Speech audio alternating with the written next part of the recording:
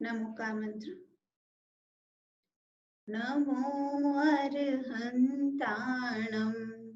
नमो सिद्धाणं नमो आयर्याणं नमो वज्झायां नमो लोये सवसाहुणम्।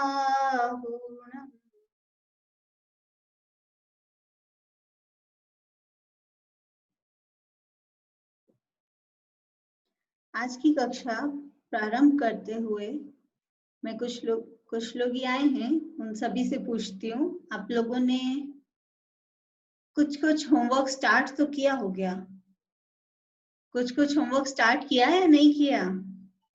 हाँ, कई लोगों का मेरे पास मैसेज आया, बहुत अच्छा सब लोगों ने प्रयास किया है। ये है कि मैंने देख लिया है कि होमवर्क आया है, पर पूरा पढ़ नहीं पाई हूँ, तो उसका रिप्लाई मैं रात में ही कर पाऊंगी। ठीक है, चलिए। तो होमवर्क किया, मुझे बहुत अच्छा लगा। और क्या किसी ने वो भी फॉलो किया कि हम किसी से बात कर रहे हैं, कुछ भी काम कर रहे हैं, तो अपने पेरेंट्स से बात करते हुए या अपने भाई बहनों से बात करते हुए बीच में हमने एक भी बार कभी कुछ बोला हो कि मैं खाना खाते हुए को जान रही हूँ, या कुछ ऐसा बोला या नहीं बोला? कुछ लोगों ने मुझे बताया, बोला। Very good. तो आपको ये कम से कम जो हमारा शिविर चल रहा है इस टाइम तो फॉलो करना है। आप बोलो तो आपको हमेशा ध्यान रहेगा कि मैं क्लास में हूँ। और क्लास में पढ़ने का क्या मतलब है? क्लास में पढ़ने का ये मतलब है कि जो मैं सीख रही हूँ ये बहुत अच्छी चीज है। जैन धर्म का ज्ञान करना कि जैन धर्म में क्या कहा गया है और क्यों कहा गया है। क्यों कहा गया है? हमारे सुख के लिए और दुख को दूर करने के लिए। हमारे इतने सारे बड़े बड़े आचार्य हुए, बहुत सारे पंडित जी हुए जिन्होंने इतनी अच्छी अच्छी रचना की। उन्होंने रचना ऐसे ही नहीं कर दी।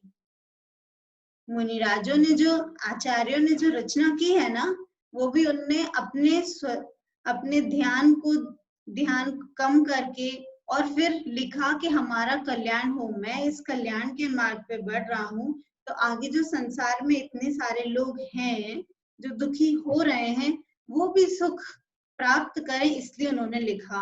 और कई पंडित जी विद्वानों ने तो ऐसे लिखा कि उसके कारण, उस लिखने के कारण उनकी मौत तक हो गई, उनका मर्डर करवाया गया। जैसे पंडित टोडरमल जी ने मोक्षमाया प्रकाशक लिखा। मोक्षमाया प्रकाशक उनका पूरा कंप्लीट भी नहीं हो पाया और किसी ने उनकी चुगली कर दी, किसी ने उनके बारे में गलत बात राजा के कान में भर दिया कि है ना ये तो कुछ गलत कर रहे हैं, तो राजा ने उन्हें हाथी के पैरों से कुचलवा दिया। तो जो ग्रंथ हमें अभी मिले हैं उन्होंने हमारे कल्याण के लिए लिखे हैं, तो हमारा कल्याण हो उसके लिए हमको पढ़ना जरूरी है। जब उन्होंने अपने मरण का भी भय नहीं किया, डरे नहीं वो, और उन्होंने इतनी अच्छी बात कही, तो हमारा इतना कर्तव्य तो बनता है ना कि हम वो पढ़ें, है ना? हम धीरे धीरे स्टेप बाय स्टेप बढ़े। जरूरी नहीं है एक साथ इतने सारे ग्रंथ लेके बैठ जाए, फिर बर्डन हो गया, हम कैसे पढ़ेंगे, ऐसे नहीं हो सकता। हम थोड़ा थोड़ा करके पढ़ेंगे तो आराम से समझ में आएगा। और हमारे साथ बहुत सारे ऐसे लोग हैं जो हमें बता सकते हैं कि हम क्या पढ़ें, कैसे पढ़ें, और क्या गलत पढ़ रहे हैं उसके बारे में कहीं कंफ्यूजन है उसको क्लियर कराएं। ठीक है?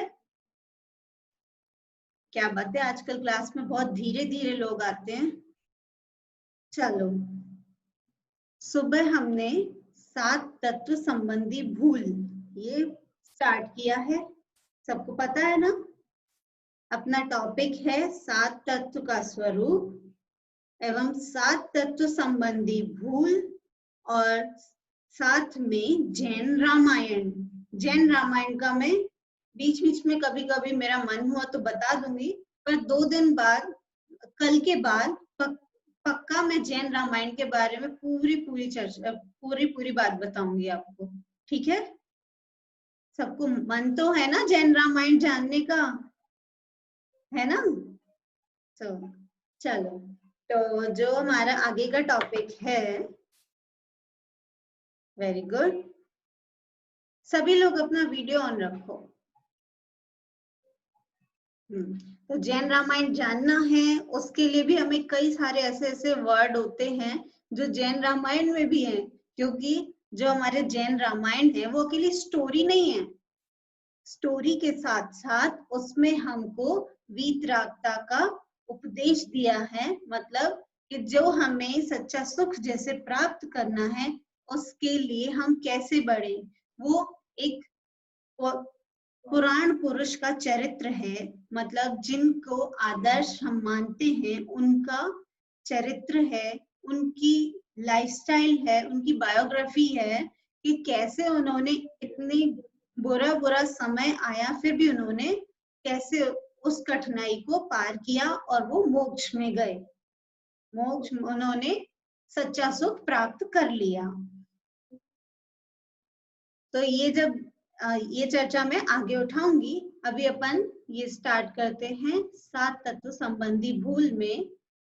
7 तत्व संबंधी भूल क्या है मेन, ये एक टॉपिक अपन ने देखा था कि जब तक जीवादि 7 तत्वों का विपरीत अभिनिवेश, मतलब गलत जानना मानना होता रहेगा, और उस जब उस विपरीत अभिनिवेश मतलब हम जब गलत मानने का छोड़ेंगे, तब सम्यक, जब तक ये गलत मान्यता नहीं छोड़ेंगे जीवादि 7 तत्व के बारे में, जब तक गलत मान्यता नहीं छोड़ेंगे तब तक सम्यक दर्शन की प्राप्ति नहीं हो सकती। और जैन शास्त्रों को पढ़ने के बाद भी मिथ्या दृष्टि जीव, मतलब सम्यक दृष्टि से विपरीत मिथ्या दृष्टि, जो सच्चा जाने वो सम्यक दृष्टि और जो गलत जाने वो मिथ्या दृष्टि, इन दोनों का फर्क हमेशा ध्यान रखना है। बहुत ये वर्ड हमेशा आपको कहीं ना कहीं ग्रंथ में मिल जाएंगे, तब आप घबराइए नहीं, ये कैसा वर्ड आ गया, हम कैसे समझे। सम्यक दृष्टि मतलब सच्ची मान्यता वाला, मिथ्या दृष्टि मतलब गलत मान्यता वाला, उल्टा जानने वाला। जब मिथ्या दृष्टि को तत्व का सही भाव भाषण नहीं होता, सही जानना पना नहीं होता, तब तक ये 7 तत्व संबंधी भूल कंटिन्यू चलती रहती हैं। मैं आपको पीडीएफ शो करती हूँ।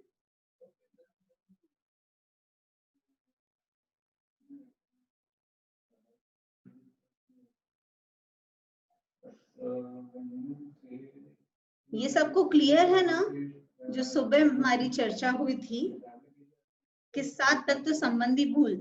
मेन सिर्फ ये समझना, जब मैंने पर में अपनापन किया, पर से अपनापन किया तो अपने से दूर हो गए, अपने से दूर हो गए तो फिर ये सब आश्रव बंध बंधेंगे। और ये आश्रव बंध हम कई बार शास्त्रों में पढ़ लेते हैं कि हाँ ये ऐसे ऐसे हैं, इनका स्वरूप है, पर हम गड़बड़ क्या कर जाते हैं कि जब हमें ये पता नहीं, ध्यान नहीं रहता, तो हम है ना पुण्य पाप में अच्छा मानना, अच्छा बुरा मानना, ये सब होता रहता है, तो हमें अपने भूल में पता ही नहीं चलता कि हम कहाँ गलती कर रहे हैं। तो इनकी गलती बताते हुए, गलती से दूर कैसे हुआ जाए, आगे हम देखते हैं। देखो,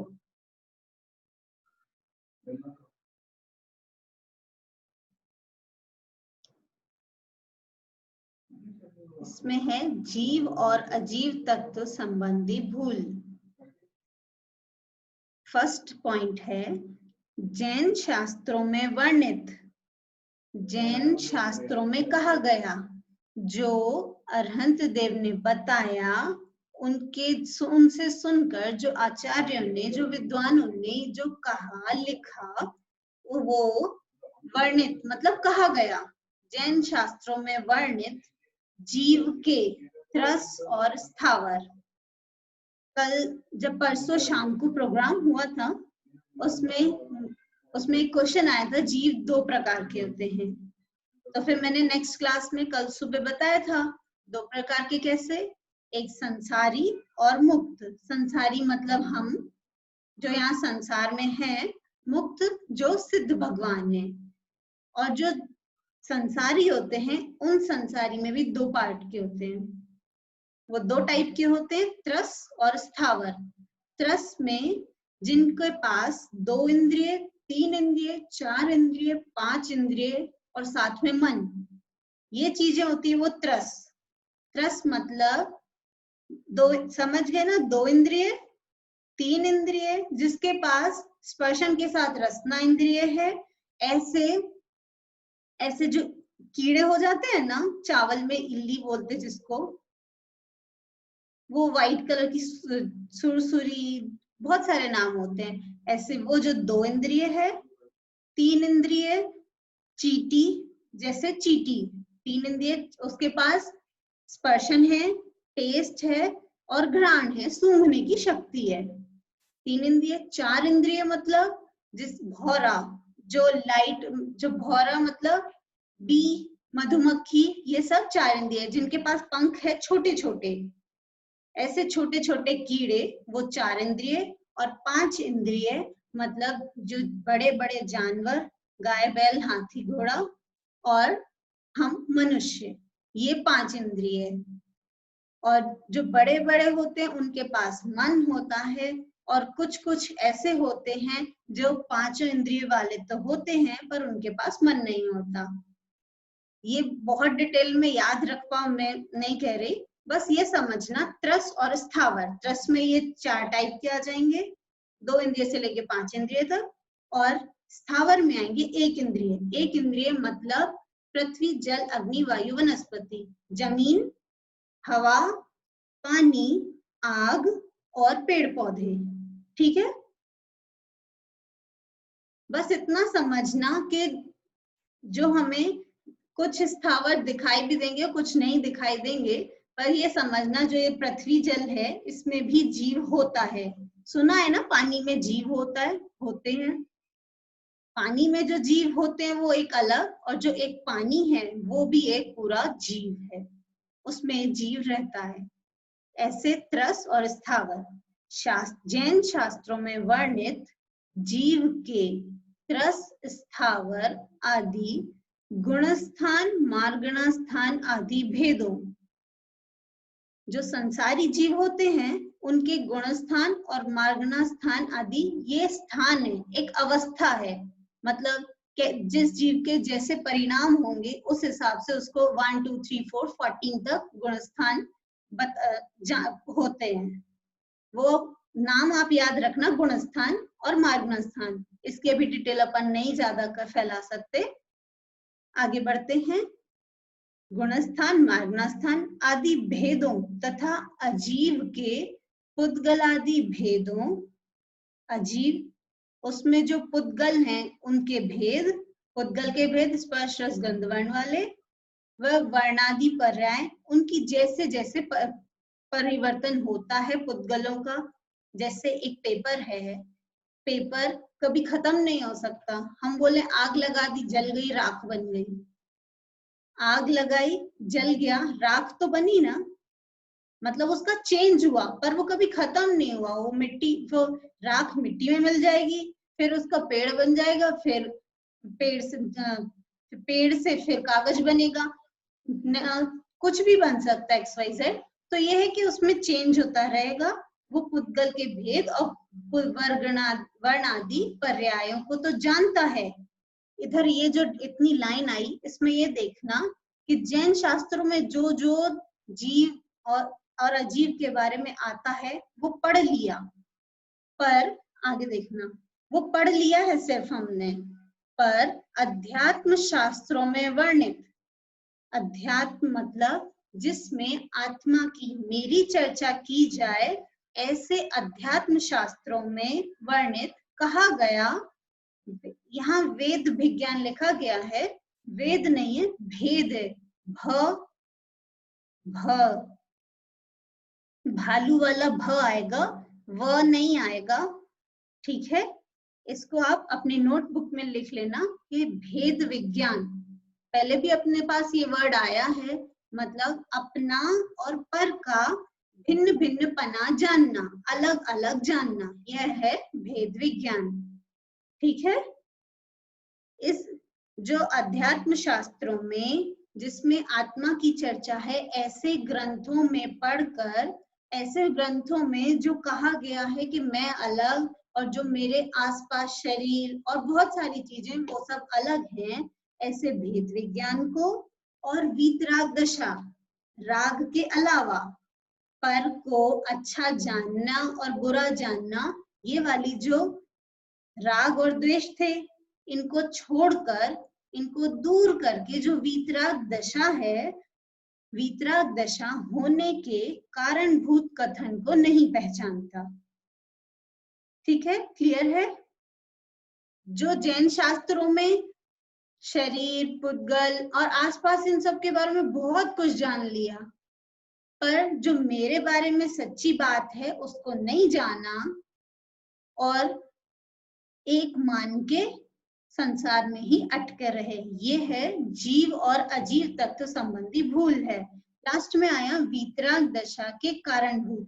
कारण मतलब जिस वीतराग दशा से, कारण मतलब जो हम एक स्टेप उठाते हैं वो हो गया कारण, और उस स्टेप से जो प्रोडक्ट निकलेगा, जो फल निकलेगा, जो निष्कर्ष आएगा, वह कार्य, वो उसके लिए जो वीतराग दशा है ना, वो अपने कल्याण के लिए है।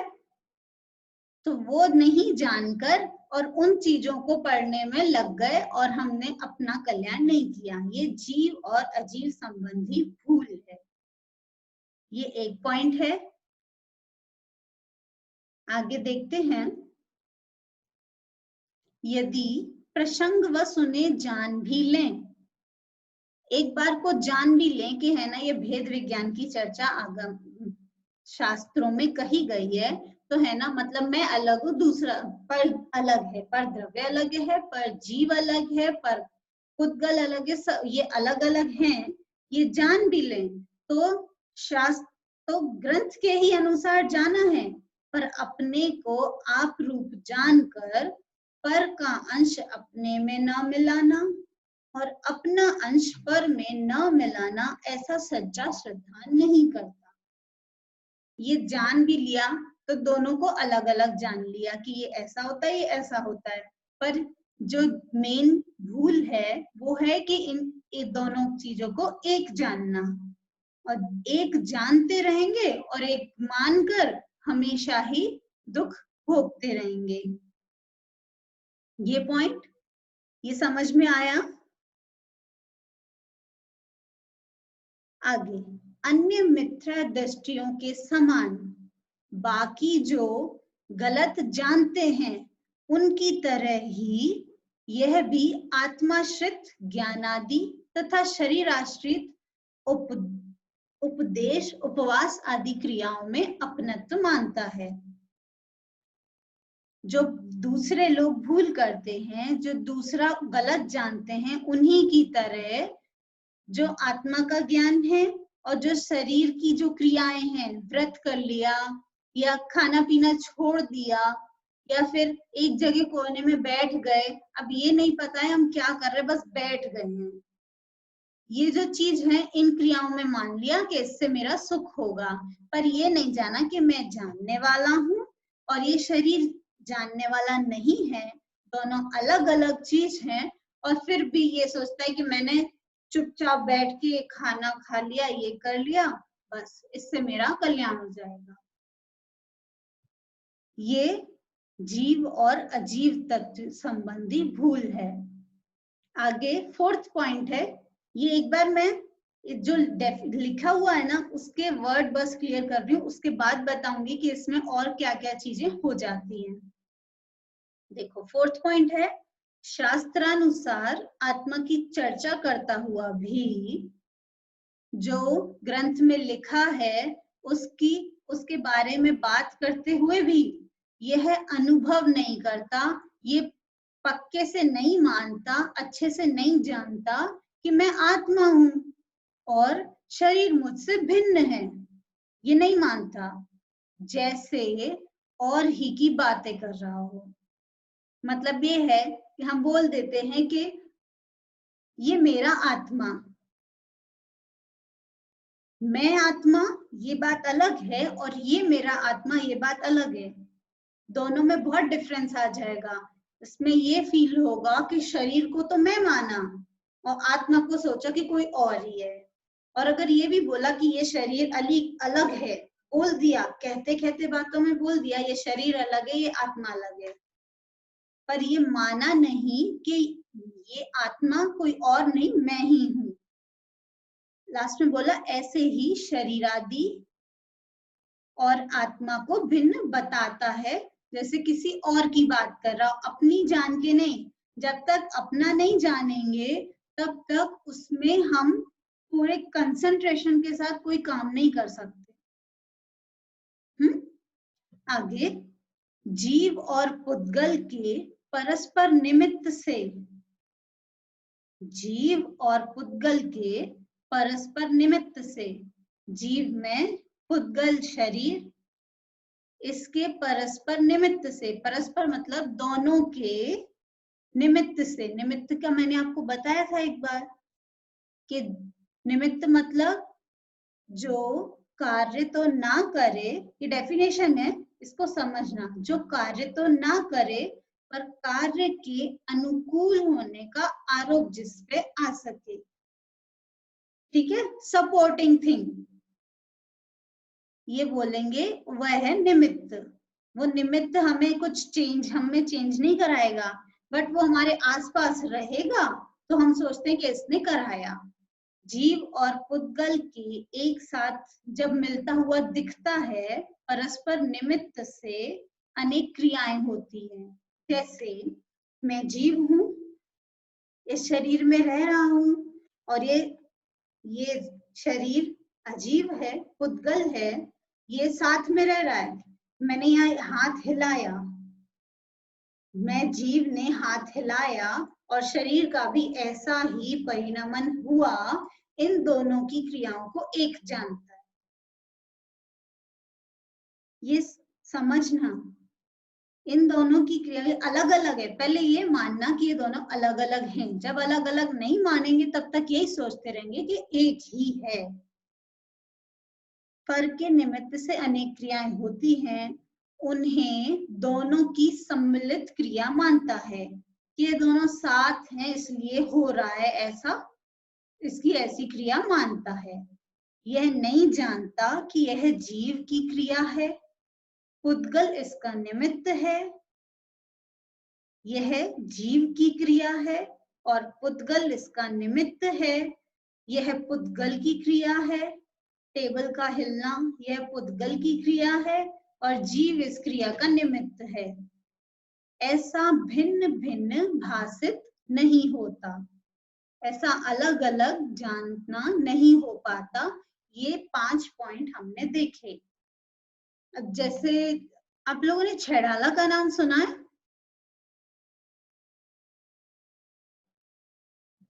आप लोगों ने छैडाला का नाम सुना है?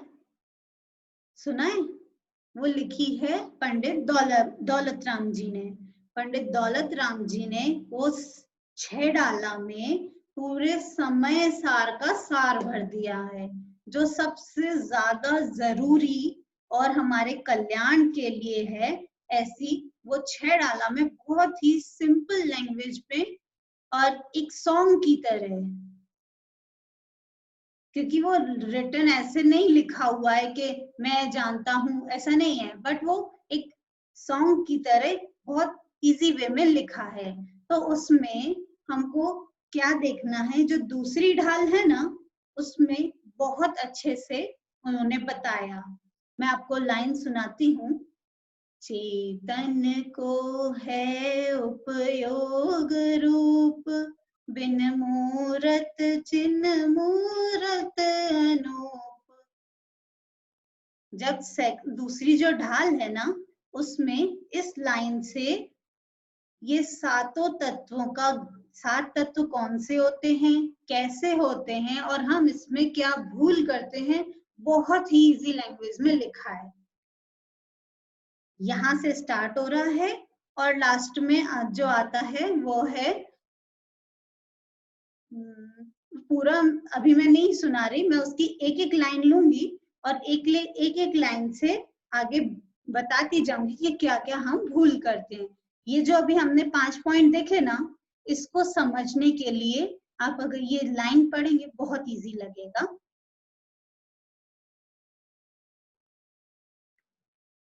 चेतन को है उपयोग रूप, बिन मूरत चिन्ह मूरत अनूप। चेतन का जो स्वरूप है वो उपयोग, उपयोग मतलब ज्ञान दर्शन। चेतन कौन? मैं। मेरा स्वरूप क्या है? जानना और देखना। आगे कहा चिन्ह मूरत और बिन मूरत अनूप। चेतनता से चेतना वाला, चिन्ह मूरत, मूरत मतलब मूर्ति, चेतना मूर्ति वाला, और बिन मूरत ये शरीर नहीं है तो हो कहा जाएगा कि बिन मूरत। ठीक है, बिना मूर्ति। आत्मा का कोई आकार होता है?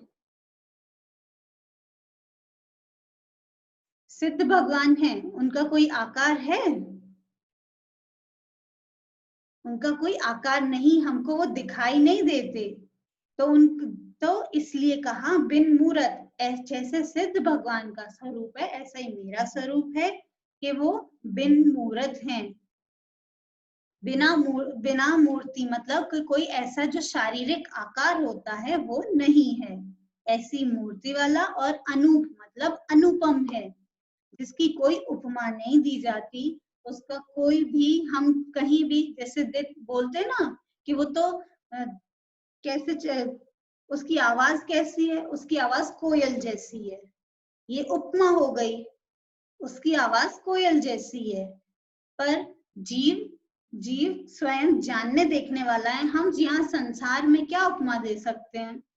संसार में कोई उपमा नहीं दे सकते, इसलिए अनुपम है, जो जिसका कोई कुछ, इसकी कोई उपमा नहीं दी जा सकती कि ये ऐसा है वैसा है।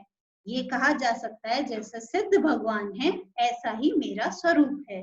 ठीक है, ठीक है। आगे की लाइन है, पुद्गल नभ धर्म अधर्म काल, इनते न्यारी है जीव चाल। पुद्गल जो 6 द्रव्य हैं उनमें पुद्गल, नभ मतलब आकाश, धर्म अधर्म काल, ये हो गए 4। पुद्गल, धर्म, अधर्म, आकाश और काल, ये 5 हो गए। पुद्गल नभ में आ गया आकाश। सीक्वेंस इसमें थोड़ा चेंज कर दिया उन्होंने क्योंकि उनको ये छंद बनाना था, ये गाने की लय में लाना था, इसलिए उन्होंने आगे पीछे रख दिया। ठीक है, तो पुद्गल, नभ, आकाश, धर्म, अधर्म और काल, ये 5 द्रव्य, इनते न्यारी है जीव चाल। जीव चाल मतलब मैं इनसे न्यारा हूं, मैं इनसे अलग चलता हूं। चाल बोला ना, मतलब कि मैं इनसे अलग हूं, ये समझना। ठीक है, आगे ताको न जान विपरीत मान, करी करे देह में निज पिछान। ताको न मान, ये नहीं माना कि मैं चेतना लक्षण वाला हूँ, पुद्गल आदि ये मुझसे भिन्न है, अलग हैं। ताको न जान, ये नहीं जाना। विपरीत मान, उल्टा ही मान लिया। विपरीत मान, करी करें देह में निज पहचान, शरीर में अपनी ही पहचान कर ली। ये यहाँ पे मिस्टेक हुई। जीव और अजीव तत्व की संबंधी भूल है ना? तो इसमें यही देखना जो पर है उसको अपना माना, ये सबसे बड़ी गलती कर दी। आगे है, मैं सुखी दुखी मैं रंक राव, मेरे धन गृह गोधन प्रवाह। मैं सुखी हूँ और दुखी हूँ। किससे माना? शरीर से। मतलब मुझे गर्मी लग रही है, ठंडी हवा चलाई तो मैंने माना कि मुझे सुख हुआ। और ठंडी ज्यादा हो गई, मैंने एसी चला दिया, टेम्परेचर रख लिया मैंने 10 डिग्री, उससे मुझे लगी ठंड, और ठंड लगी तो क्या माना कि मैं दुखी। मैं सुखी दुखी, ये किससे माना सुखी दुखी? शरीर के आश्रित। शरीर को मैं मान के सुखी दुखी हुआ।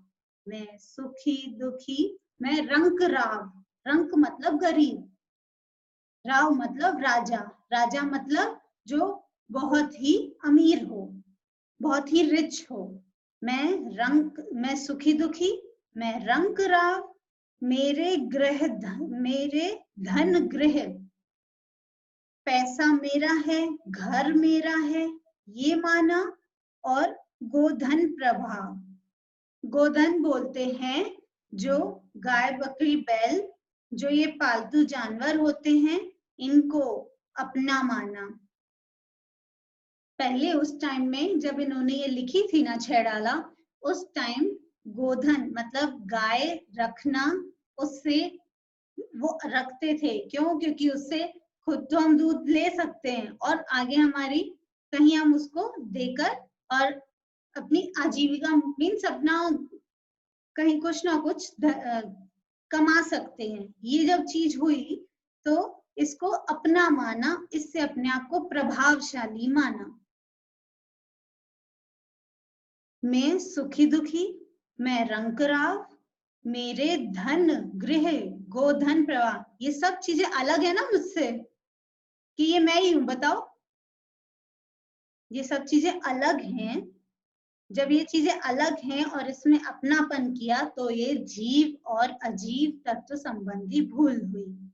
इसमें आगे और है, मेरे सुततिय मैं सबल दीन, बेरूप सुभग मूरख प्रवीण। मेरे सुततिय, मेरे पुत्र पुत्री आदि, तिय अर्थात स्त्री, महिलाओं को ये समझना कि उनके पति पुरुष वगैरह ये चीजें, ठीक है। मेरे सुततिय मेरे पुत्र स्त्री आदि, मैं सबल दीन मैं बहुत पावरफुल हूं और मैं बहुत कमजोर हूं, ये चीज मानना। और बेरूप सुभग, मैं अच्छा रूप नहीं, मैं सुंदर नहीं दिखता, शरीर के आश्रित ही मानना हुआ ना। बेरूप सुभग मूर्ख प्रवीण, सुभग मतलब भाग्यशाली, कि मेरा भाग्य है तो मेरे को इतना सब मिल रहा है, सुभग। और मूर्ख मतलब कि मैं मूर्ख हूं, मैं कुछ नहीं जान पाता, मैं है ना एक चैप्टर भी पूरा याद नहीं कर पाता, मेरे को एक लाइन याद करने में इतना टाइम लगता है। वो क्या? शरीर के आश्रित से माना। मूर्ख और प्रवीण मतलब मैं बहुत चतुर हूँ, कोई भी मुझसे कुछ काम करने को बोले तो मैं आसानी से नहीं करता। क्यों? क्योंकि मैं अगर उसका काम कर दूंगा तो मेरे को इतना सारा काम बढ़ जाएगा, तो मैं उसको घुमा के और है ना उसका काम उसको ही छोड़ देता हूँ। इसमें चतुरता समझते हैं ना, कि चतुर कौन है, मतलब कौन इंटेलिजेंट है, कौन अब बहुत एक्टिव है, कि है ना कोई भी एक आसानी से काम नहीं करवा सकता। ये जब चीजें देखी, ये सब चीजें क्या है? ये शरीर से आश्रित है, इसमें अपनापन किया, अलग है ना। आगे लाइन है, तन उपजत अपनी उपज जान, तन नशत आप को नाश मान। शरीर पैदा हुआ, साथ में मैं आ गया, मैं यहाँ आया, इस शरीर के साथ रह रहा हूँ, तो ये मानते हैं कि ये शरीर पैदा हुआ मतलब मेरा जन्म हुआ, और जब ये शरीर चला जाएगा यहाँ से तो मेरा मरण हो जाएगा, उसके बाद मैं नहीं रहूंगा। ऐसा है क्या? ऐसा नहीं है। मैं अनादि अनंत, तो पहले भी था, आगे भी रहूंगा, ये हमेशा ध्यान रखना। तो यहाँ ये गड़बड़ की कि शरीर पैदा हुआ, मरा, तो अपनी उपज और अपना नाश जान लिया। ठीक है, ये हुई, ये छैडाला में ये लाइन आप अपने बड़े लोगों से या फिर आपके पास जिनवाणी होगी उसमें भी ये छैडाला है, आप देख लेना। अपनी क्लास का टाइम जल्दी ही होने वाला है। अब मैं आप लोगों से पूछ रही हूँ, इसमें जितना अभी तक अपना चैप्टर हुआ है, इसमें किसको क्या क्या दिक्कत आई? हैंड रेज कीजिए।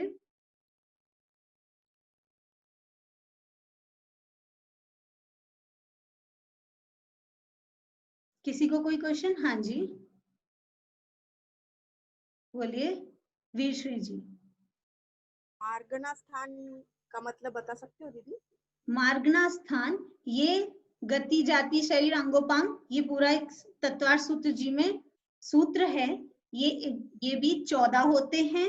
इनके द्वारा शरीर की अवस्था का ज्ञान होता है कि कैसी कैसी शरीर की अवस्था किस किस कर्म से मिलती है। ठीक है, और कोई क्वेश्चन? गुणस्थान और मार्गना स्थान अलग अलग है क्या? दोनों अलग अलग हैं। गुणस्थान भी 14 होते हैं, मार्गना स्थान भी 14, पर दोनों अलग अलग हैं। मिथ्यात्व साधन मिश्र अविरत सम्यक, तो ये 14 गुणस्थान के नाम है। और मैं पूरे नहीं बता रही हूँ, ये बहुत ज्यादा डिटेल में हो जाएगा। चलिए आगे, स्वस्ति नायक जी बोलिए। मेरा प्रश्न ये है, जो आपने वो पॉइंट्स बताए ना, तो आप हाँ। क्या फिर से रिपीट कर सकते हैं? मेरे को समझ में नहीं आया। 5 पॉइंट्स? हाँ। वो 5 पॉइंट्स मैंने एक एक वर्ड आपको बताया। जहां कोई दिक्कत आए वो आप मेरे को मैसेज करना, मैं वहां आपको बता दूंगी। ठीक है, किसी को इनसे रिलेटेड कोई क्वेश्चन होगा तो ग्रुप में आंसर पढ़ के आपको समझ आ जाएगा। दिव्यता जी आप क्या बोल रहे हैं? दीदी मार्गना स्थान क्या होता है? ये अवस्थाएं हैं शरीर की, ये है ना अभी अपने लेवल से बहुत ऊपर की बात है। धीरे धीरे जब हम इनका सब शास्त्रों का अध्ययन करेंगे ना, तब हम स्टेप बाय स्टेप ही बढ़ सकते हैं। अगर अभी उनको जानने लगे तो मेन चीज रह जाएगी। आगे दिया जी बोलिए। दीदी प्रसंगवश क्या होता है? प्रसंगवश मतलब ऐसी स्थिति उत्पन्न होने पर। ठीक है, ओके क्लियर? चलो नमोकार मंत्र पढ़ते हैं। नमो अर्हन्ताणं, नमो सिद्धाणं, नमो वीर्याणं, नमो वज्राय, नमो साहुणम्। ये नमोकार मंत्र मैंने इस लय में पढ़ा क्योंकि यह गाथा छंद में है। ठीक है, आप लोग भी कोशिश करना आप इसी तरह पढ़ेंगे। ठीक है ना? चलो सभी को जय जिनेन्द्र।